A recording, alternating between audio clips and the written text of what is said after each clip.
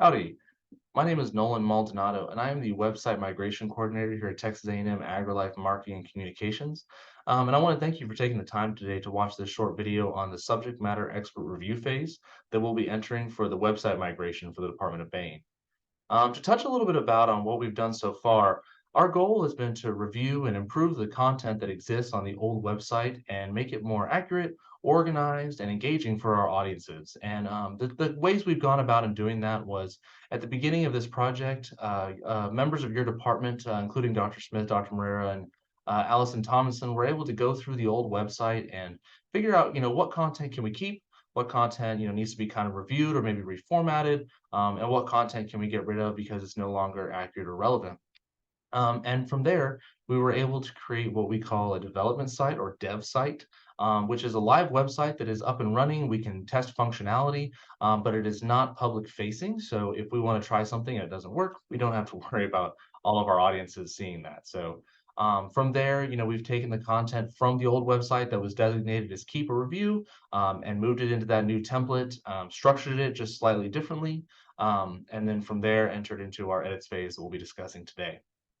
Um, each team thus far, has sort of had their duties and their responsibilities. However, we really want to emphasize that the goal of this project and the goal of our working together with the website moving forward is less disconnected than it has been in the past. We've all heard stories, of submitting edits to Marcom for the website and then not hearing anything for 6 weeks. And so we want to try to avoid that and really work together as a team in our respective areas towards building a better website. And what that really looks like is sort of our process thus far. Within the department, we know that you have people who have understandings of your content better than we ever will here at Marcom. And so what we ask from y'all is help figuring out ways to make the website information accurate. Broken links that you're providing, making sure that we can fix those and provide them to students or audiences who need them. Any duplicate or redundant information that may be confusing to our audiences, finding ways to remove that or reformat that so that it makes more sense, as well as making sure that the content is relevant and timely. And from our end, we really want to provide the expertise that we've sort of collected here at Marcom in terms of creating engaging content. So once we have the accuracy of the content, finding layouts or formats to make that content really easy to receive. We also want to strategize that content. If there's ways that we can look through the data analysis tools that we have and figure out what our audiences are looking for, bringing that information to the top, or if there's things that they cannot find that's really important, finding ways to make that more accessible, as well as SEO considerations so that it's easier to Google our website, as well as user readability and collecting user feedback, both for ADA compliance, as well as, like I said, accessibility for our audiences to be able to get the information more readily and more easily.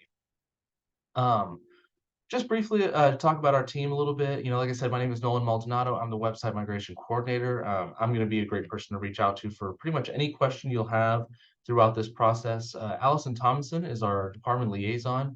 She is also a phenomenal resource. Whether she can help you with the question itself or direct you to who can help you with it, she'll be a great person to reach out to as well. And then there's you, the subject matter expert. You have been designated this because members of your department feel that when it comes to certain areas of content on the website, there's no one who knows it better than you.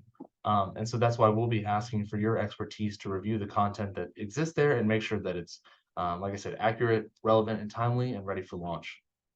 So to talk about the three phases of the editing process that we're in right now, there's a liaison review and edit. There's the subject matter expert review that you'll be directly involved in. And lastly, there'll be the Marcom expert review. And those will sort of interlock together as you see throughout the process that follows.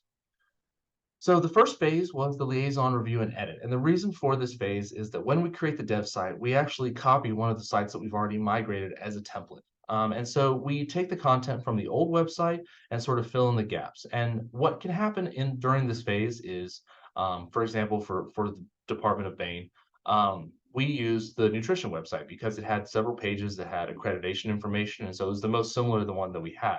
However, we want to make sure that we tailor, the layouts, the information, the build, the organization of the website to the Department of BAEN and not the Department of Nutrition. So what we had the liaison do was go through and make sure that all of the information was organized in a way that was most relevant to BAEN, as well as catch any areas where maybe there wasn't information on the BAEN website where there's nutrition placeholder text, and let us know that either that information exists or it doesn't. And to that note, if you're ever reviewing the website during the next phase and you notice there's placeholder content, it'll start off with lorem ipsum, or you'll see that there's information that's more relevant to the Department of Nutrition. Please just feel free to flag that and let us know if you have an equivalent for BAEN, or if one of our staff writers can go in and correct that information, or if that's not relevant to the department at all, then we just need to get rid of it. Um, After that, the liaison did help us designate, like I said, our subject matter experts. Here was just an example table for the Department of RPTS. We have a separate list for BAEN, and that's who we will be sending out the notification emails to provide the links to. So that brings us to the second phase, which is the subject matter expert review phase. This phase will last 10 days. Each subject matter expert will receive an email that looks very similar to the one here on the right. You'll have links for this video here for the instructions, as well as the Canva that's being used and a document that lays out all of the process information for this phase. You'll have some dates, as well as a link for the Department of BAEN to a photo shelter. Photo Shelter is a public gallery that we use here at AgriLife, and we'll make sure that everyone is able to upload photos to that. So if you see a photo on the website while you're reviewing your content that you really want to switch out with something more relevant to BAEN, that's not a problem at all. You simply upload it to the Photo Shelter and you'll submit a Hotjar feedback that says, hey, I'd like to submit, IMG underscore 1234 onto this page, and we will swap that out immediately. And then the last thing that'll be on that email is the links that you're responsible for looking through. So, um, so how do we submit feedback? The answer to that is Hotjar. Hotjar is a phenomenally user-friendly tool that we've adopted. We've had great success with it on the departments that we've migrated thus far. It's a very simple, sort of straightforward process. As you can see in the little, GIF provided here, this subject matter expert was looking through and found that the classes listed on this page were incorrect. So they go to Hotjar. The little emoticon allows them to provide just some feelings, feedback about the page itself. And then the screenshot tool allows them to select everything from an image to a heading, the entire page, a paragraph, a single line, and provide feedback specifically on that content. In this case, he updated the classes. He gave very clear and specific information so that we can make that update quickly. He provided their name, as well as filled out the contact information that comes after the feedback provision.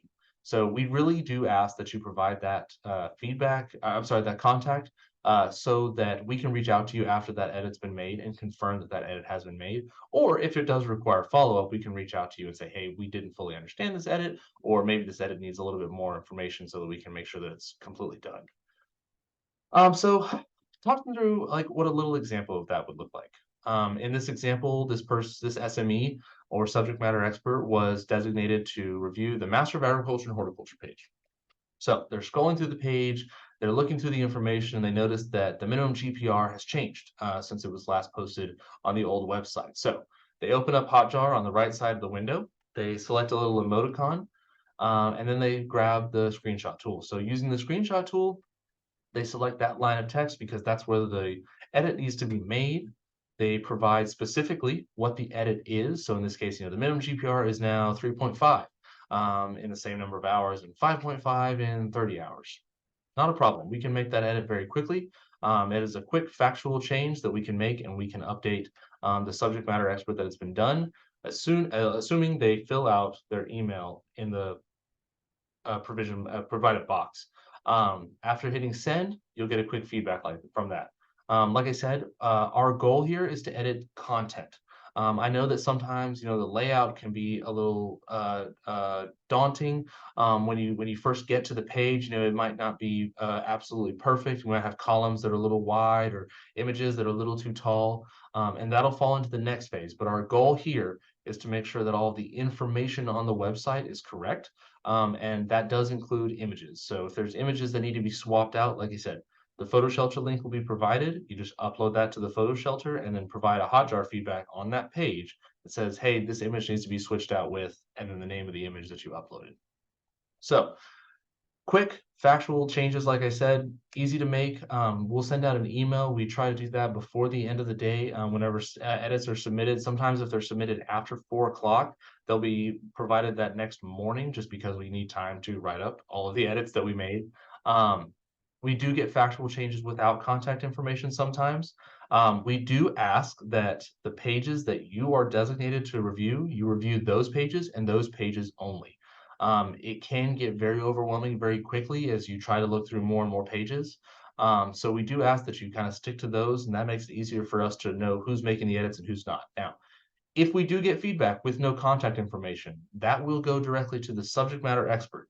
So if you make contact feedback on a page that you're not designated for, you may not get a notification that it was completed because you're not the subject matter expert for that page.